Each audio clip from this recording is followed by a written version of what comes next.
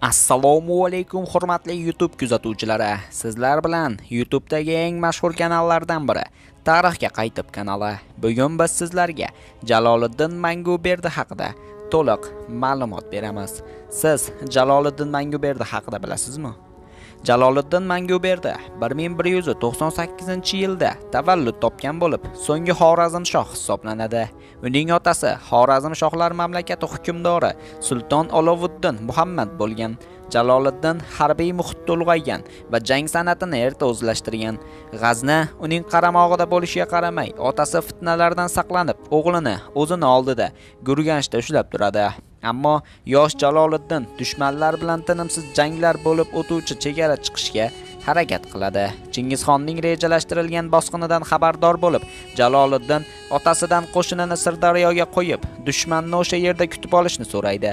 Lekin otasi himoya devorlari va qal'asi dushmanni mamlakatga qo'ymaslikka amin bo'ladi va qo'shin to'plamaslikka qaror qiladi. Mo'g'ullar shaharni shiddat bilan bosib oladi. Avvaliga 1220-yil Buxoro, keyin Samarqand o'rab olinadi. Jiddiy xastalangan Muhammad Kaspiyga qochadi. 3 ta o'g'lini to'playdi. Jaloliddinning beliga o'z shamshirini osib, uni taxt vorisi etib tayinlaydi va boshqa ukalarini akasiga itoat qilishlarini undaydi. Muhammadning o'limidan so'ng Jaloliddin taxtga o'tiradi, lekin Gurganch aslzodalari yangi hukmdorni bepisand qilib, xalq madadidan chetda qoldirishadi. Jaloliddin 300 sodiq turkman yigitlaridan iborat qo'shin to'playdi va Xorasonga yo'l oladi. Niso atrofida ular 700 kishilik mo'g'ul qo'shinini kutib olishadi va ularni osonlikcha yengishadi. Jaloliddin vasiyat qilib qoldirilgan yeri tomon yo'l olarkan, Marf Noibi Xon Malik va uning 40 ming kishilik lashkari, Turkman xoni Sayfiddin va uning 40 ming kishilik lashkari bilan ittifoqdosh tutinadi. Kandahor yaqinida birlashgan lashkarlar qo'shini mo'g'ullarni yo'q qiladi va Jaloliddin G'aznagacha yetib boradi. G'aznaga keliboq Jaloliddin tez orada 10 ming kishilik qo'shin to'plab, Kandarxonni qamal qilgan mo'g'ullarga qarshi yurib, uni tormor etadi. Bo'lingan xorazmlik lashkarlarning harbiy qo'mondonlari o'z hukmdorlarining muvaffaqiyati haqida eshitib, G'aznaga to'plana boshlaydi va tez orada Jaloliddin qo'l ostida 70 mingga yaqin askar yig'iladi. U bilan birga og'asi Amin al-Mulk, Sarkarda Temur Malik, Qarqullar xoni Azam Malik va afg'onlar muallimi Muzaffar Maliklar ham keladi. Chingizxon hali Xorazmshoh kuchidan bexabar bo'lib, unga qarshi Shiki Xutuxu boshchiligidagi 30 minglik qo'shin jo'natadi. Bahorda Jaloliddin qo'shini G'ori daryosidagi Valyan qishlog'ida Shiki Xutuxuning yetakchi lashkarlariga duch keladi. Mo'g'ul qo'shini deyarli butunlay yakson etiladi. Bor yo'g'i 100 ta askar jon saqlab qolgan. Ta'kidlab o'tish joiz, bu Chingizxon qo'shinining g'arbga yurishi chog'ida O'rta Osiyo, Eron va Afg'onistonda olib borgan harbiy harakatlari davomidagi yagona yirik mag'lubiyatidir. Jaloliddinga nafaqat jangchilari, balki aholisi ham odil va haqqoniy hukmdor o'rnida madad ko'rsatgan. Farg'onadagi mag'lubiyatdan so'ng mo'g'ullar Afg'oniston hududini tark etadi.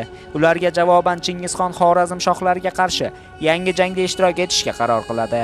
Ammo Jaloliddin endigina Chingizxon bilan hal qiluvchi jangga tayyorgarlik ko'rayotgan vaqt uni qo'llab-quvvatlovchi sarkardalar orasida nizo kelib chiqib, Qipchoq, Qarluq va afg'onlar Jaloliddinni tark etishadi.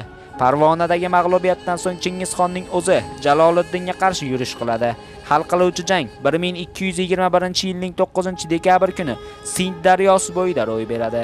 Ushbu jangda Jaloliddin qo'shinlari tormor etiladi. Shunday qaltis vaziyatda Jaloliddin o'z haramini daryoga cho'ktirishni amr etadi.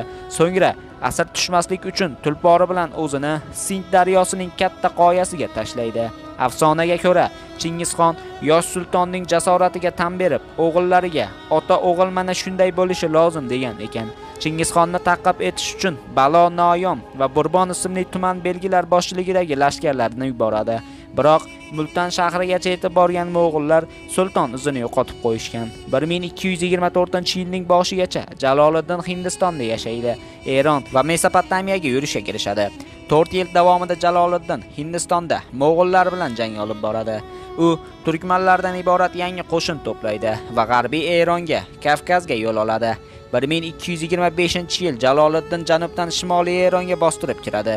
Jiddiy qarshiliksiz Marfni egallab, Tabrizga yo'l oladi va bu shaharni zabt etadi. 1225-yil Jaloliddin qo'shini qisman Gruziya va Armanistonni egallaydi. Jaloliddin dushmanlariga qarshi dovyurak qarshiliklar ko'rsatgan. 1230-yil Iroqdagi Xilot qal'asi zabt etilgach, Xorazmshoh Mesopotamiya va Kichik Osiyo hukmdorlari ittifoqi natijasidagi hujumda mag'lubiyatga uchraydi. Jaloliddin qo'shiniga yakuniy zarbani Charmag'on boshchiligidagi mo'g'ullarning Ugedey lashkari yetkazadi. Jaloliddin jangda og'ir jarohatlanadi. So'ngra u Kurdiston tog'lariga yashirinishga harakat qiladi.